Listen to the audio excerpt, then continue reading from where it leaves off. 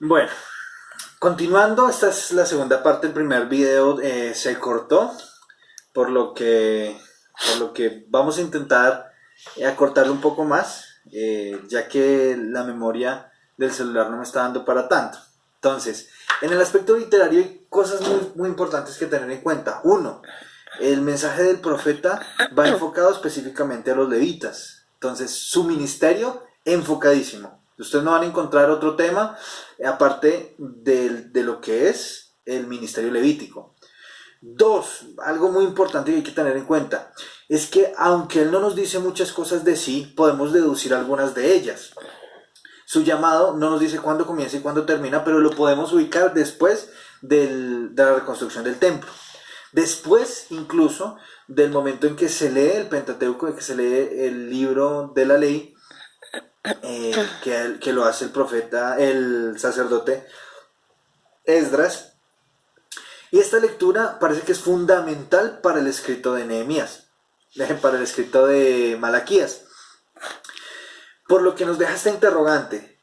Malaquías es impactado por este mensaje que da Nehemías. Esdras, perdón, es impactado por el mensaje que da Esdras. O quizás Malaquías ya tiene una tradición oral levita. Y nos deja la interrogante de, ¿es Malaquías un levita? ¿Hace parte de la tribu de Leví? Porque tiene un conocimiento muy amplio acerca de ella. Pero según la postura que hemos tomado de la recopilación de Nehemías, donde Nehemías afirma que, bueno, Nehemías no afirma, perdón, donde se afirma que Nehemías recopila, toma, o incluso algunos dicen que se escribe el Pentateuco, la recopilación de esta tradición oral en ese tiempo, y esto es lo que se lee en la plaza. Si esto es verdad, si esta es la recopilación que hace y la lee, puede que haya impactado la vida del profeta y esto haya generado que se sensibilice con la situación que está viviendo el pueblo sacerdotal. Pero también nos puede poner otra posición adicional a esa, y es que no solamente él es impactado por este mensaje, sino que también él es un sacerdote.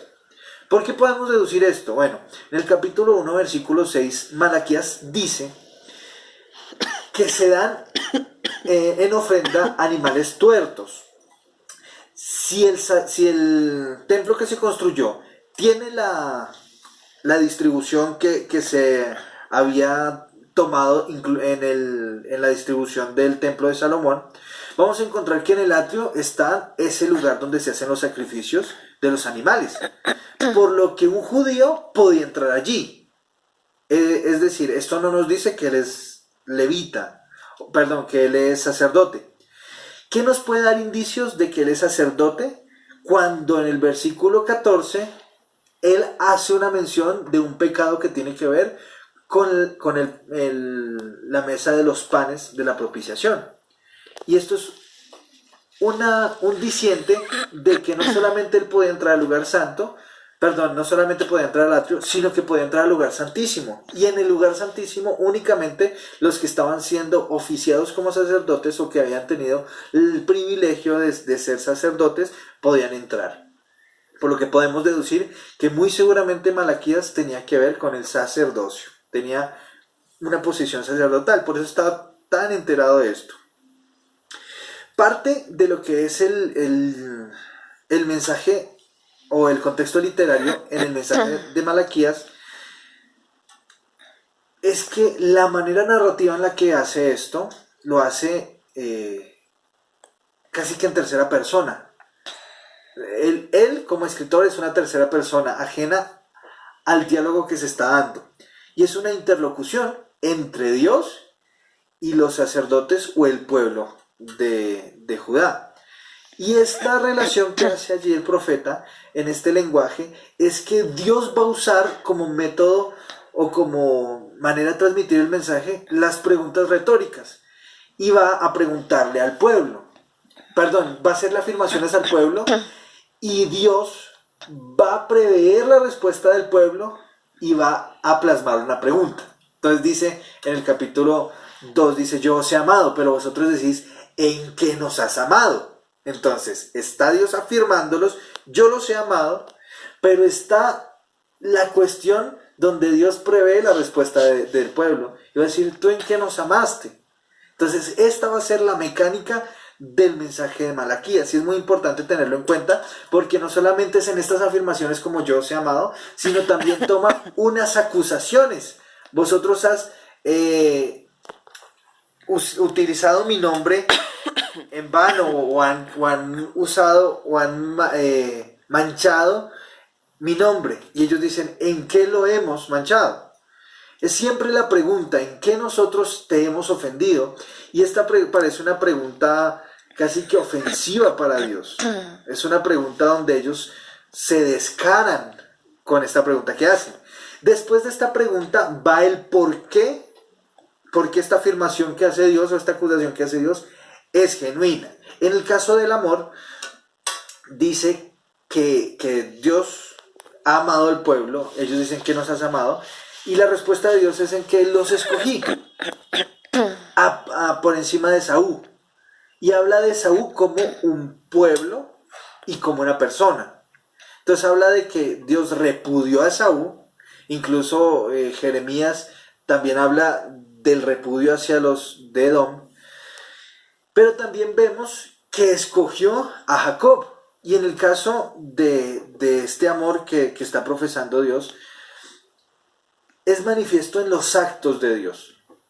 Entonces, lo que Dios quiere decir allí es que en toda esta fórmula donde hay una acusación o hay una afirmación, hay una pregunta retórica que se responde por sí sola, y hay una respuesta, una afirmación, hay una demostración de por qué lo que dice Dios es cierto, es lo que va a hilar el mensaje en el libro. Sobre todo el capítulo 1, capítulo 2 y parte del capítulo 3. Otra cosa muy importante a tener en cuenta en el contexto literario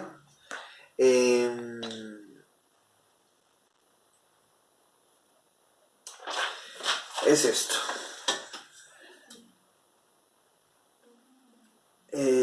Que como es un mensaje contemporáneo al de casi que el profeta Zacarías, se creyó, o incluso se dice que como no hay un autor, o no se reclama la autoría del libro, posiblemente es un mensaje tardío que se dio a conocer o que se dio del profeta Zacarías.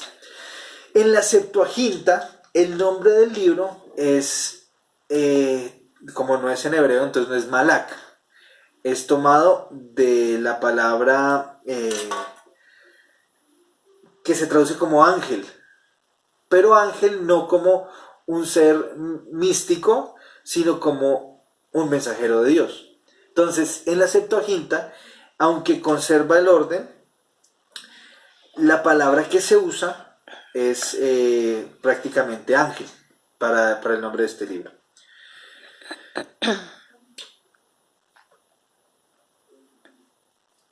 Cuando vamos a entrar a ver un poco más profundo si este libro tiene una influencia deuteronomista, vamos a encontrarnos de primerazo que es así, que su evidencia en el texto muestra una similitud al libro de Deuteronomio.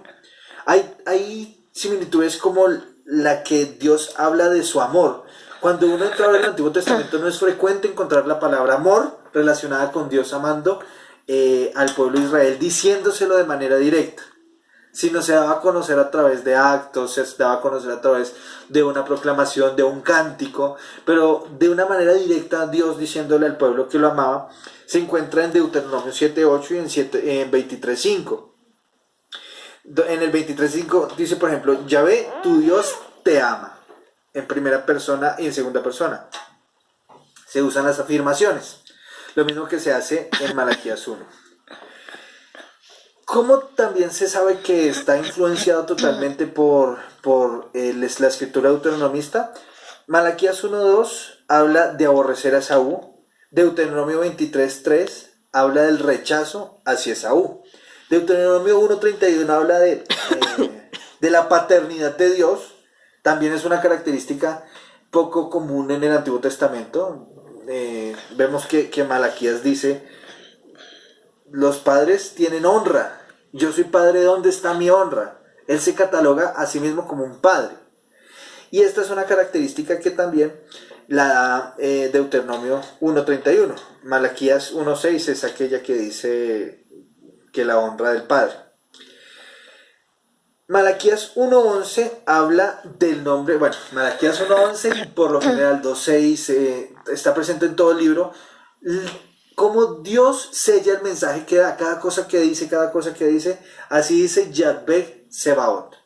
Y esta es una palabra también que se usa en Deuteronomio 12.5, el nombre de Jehová de los ejércitos. Es muy frecuente, sobre todo en el libro de Malaquías, está muy presente, y esto muestra que en todo momento el profeta está demostrando que esto que se dice es de Dios, porque pone su firma al final, Yahvé Sebaot.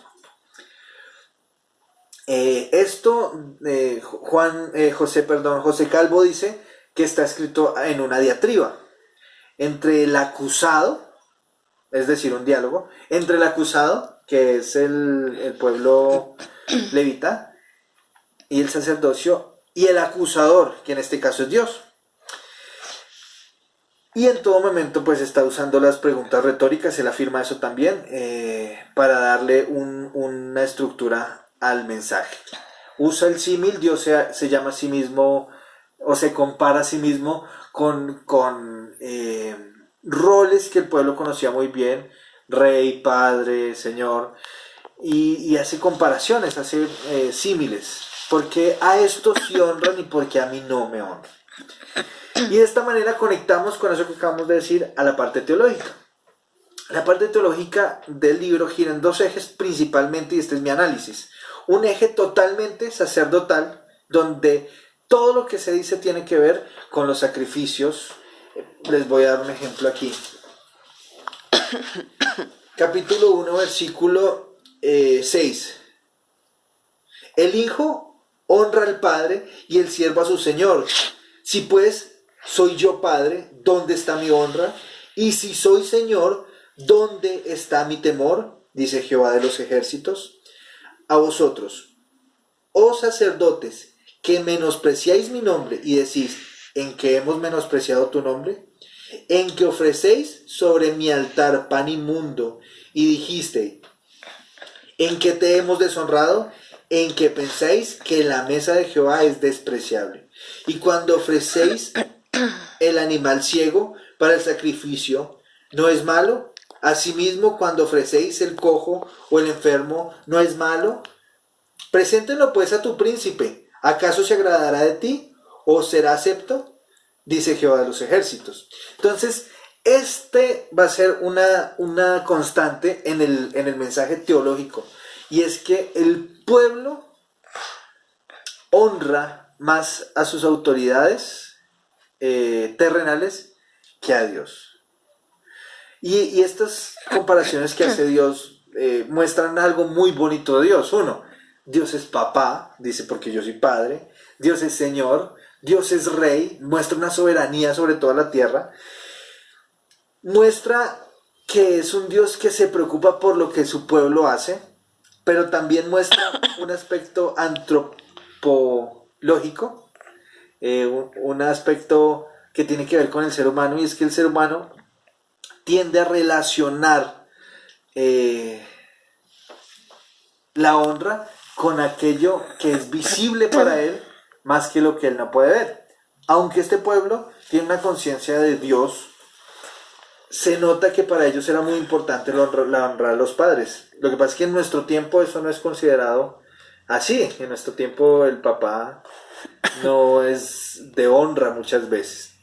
Pero en este tiempo el honrar al padre era muy importante, al príncipe. Entonces por eso pregunta a Dios, porque los sacerdotes que deben honrar a Dios terminan honrando más a sus autoridades terrenales, porque se desprecia el culto a Dios.